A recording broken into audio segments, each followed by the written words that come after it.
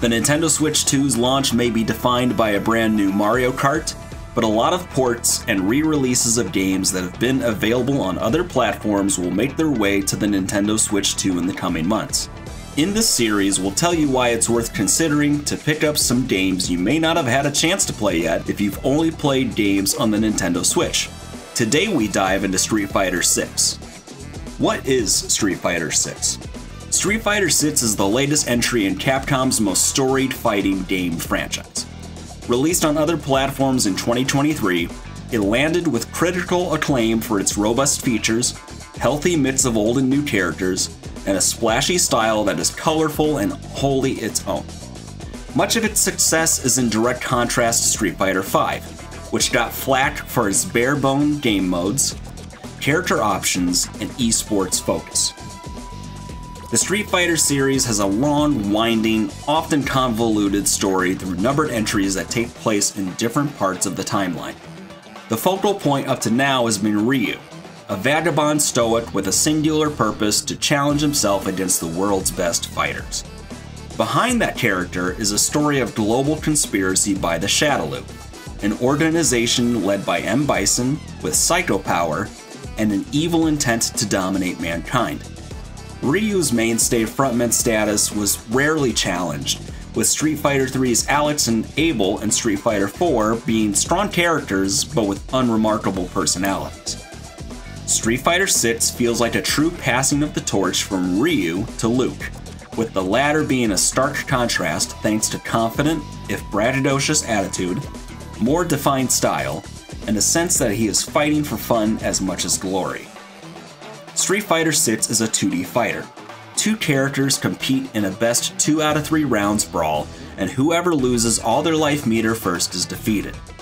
Each character has their own moveset, with distinct fighting styles, special moves, finishers, and unique looks.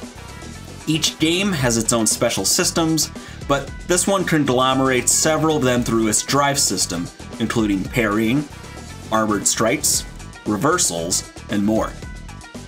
Most noteworthy is a wholly new control layout. Traditionally, there's been a 6-button format with low, medium, and high punches and kicks.